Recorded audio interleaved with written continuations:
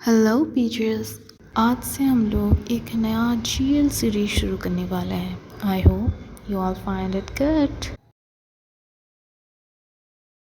तो चलिए आज की कहानी शुरू करते हैं। तो कहानी शुरू होती है और हम देखते हैं कि प्रिया अपनी बहन आशा के पास बैठी हुई थी। आशा ने एक वाइट कलर की साड़ी पहनी हुई थी। आशा उससे पूछती है, सच में तुम अभी तक मेरी आंखों में नहीं देख पा रही हो? प्रिया उसे बोलती है कि आखिर मैं कैसे देख पाऊँगी तुम्हारी आंखों में। तुम आज जो ऐसी हो वो मेरी वजह से ही हो, और मैं तुम्हें बोल रही हूँ मैंने ऐसा कुछ नहीं किया है।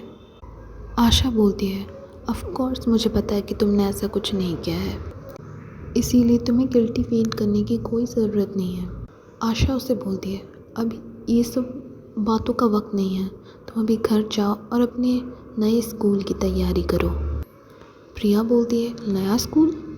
आशा बोलती है, और नहीं तो क्या, तुम्हें क्या लगा कि मैं तुम्हें घर में अकेले छोड़ कर जाऊंगी? नहीं, बिल्कुल नहीं, तुम उनके साथ जा रही हो।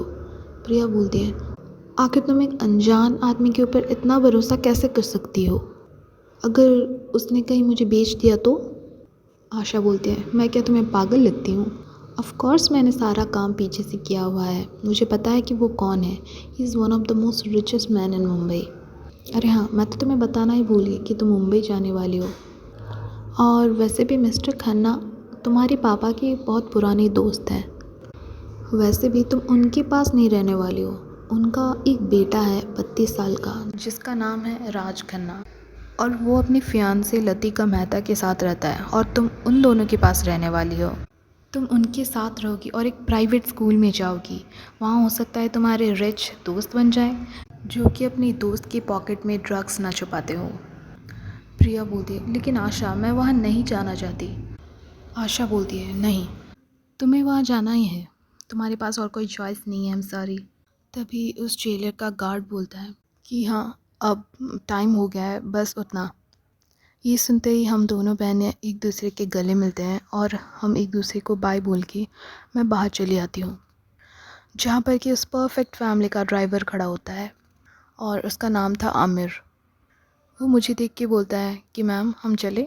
पहले तो मैं मैम सुन के शॉक हो जाती हूँ, लेकिन फिर मैं बोलती हूँ, देखो अगर फिर से दोबारा तुमने मुझे मैम बोला ना, तब देखना मैं तुम्हें क्या करूँगी। पता नहीं क्यों, लेकिन वो एक्चुअली मेरी बातें सुन के डर जाता है, और तब मुझे पता चलता है कि सच में मैं इतनी इंटिमिडेटिंग हूँ। फिर मैं उसकी कार पे बैठती हूँ और हम चलते हैं। फिर हम देखते हैं लतिका को, जो कि अपने हस्बैंड को बोल रही थी कि आखिर दादाजी ने ऐसा क्यों किया, क्या ये सच में ज़रूरी है कि वो लड़की हमारे साथ आके रहे? एनीवे, मुझे पता है कि वो बहुत अकेली हो जाएगी, क्योंकि राज और मैं हमेशा बिज़नेस ट्रिप्स में होते हैं अपने अपने काम के लिए। राज बोलता है कि क्यों ना हम आज चले बाहर उस 5 स्टार रेस्टोरेंट में खाना खाते हैं। तो मैं बोलती हूँ, क्यों, क्या तुम्हें वो कॉन्ट्रैक्ट मिल गया? राज बोलता है, अरे नहीं, ऐसी कुछ बात नहीं है, बस हम दोनों अपने अपने काम में बिज़ी रहते हैं ना, तो हमारे पास टाइम नहीं होता है, इसीलिए सोचा कि आज हम एक साथ डिनर करें। फिर मैं बोलती हूँ, ओह या श्योर। वैसे राज और मेरी शादी एक अरेंज मैरिज थी, लेकिन समय के साथ मुझे पता चला कि राज सच में मुझसे प्यार करता है, और मैं भी उससे प्यार करना सीख ही गई।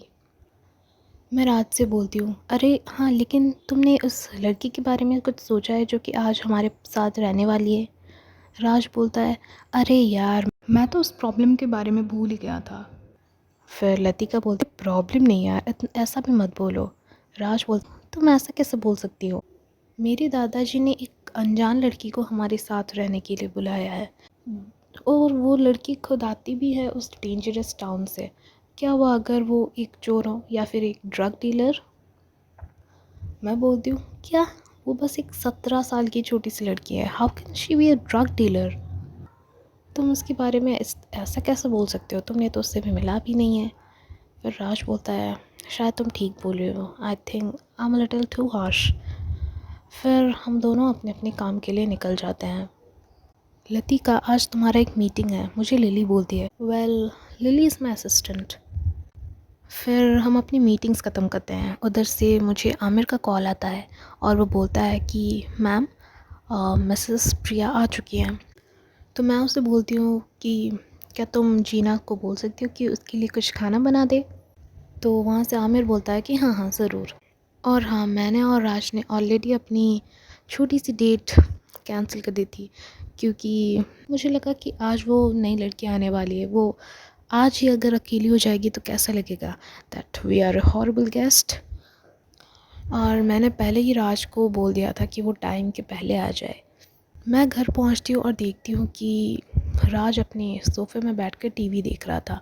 तो मैं उससे पूछती हूँ कि क्या तुमने प्रिया से बात किया।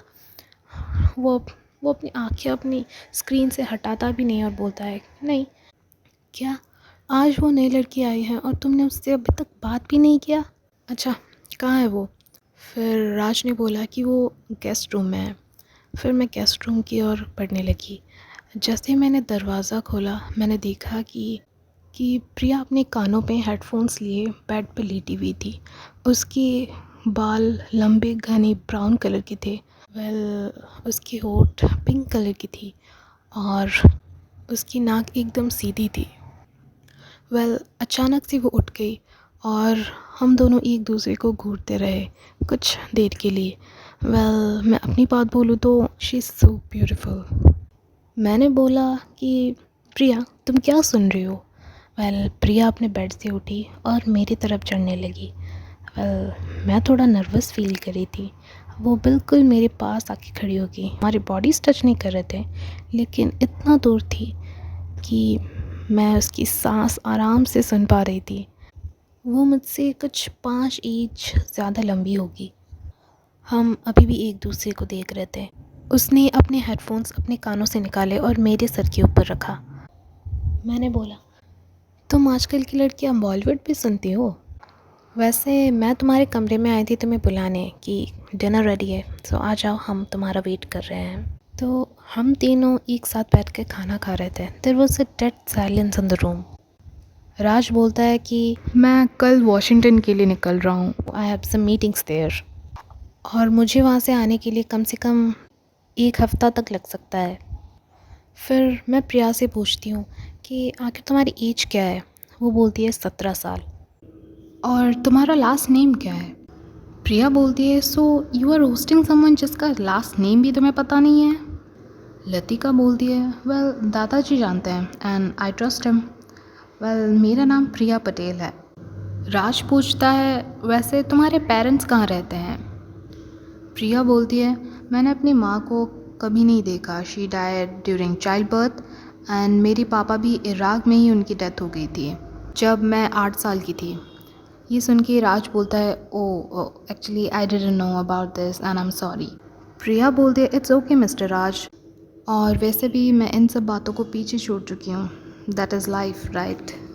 सो यस बीचेस, तो ये था हमारा फर्स्ट एपिसोड। और हाँ, मुझे पता है कि कहानी बहुत धीरे चल रही है, but wait and believe me, कहानी बहुत इंटरेस्टिंग होने वाली है। So meet you in the second episode, bye and don't forget to like share and subscribe.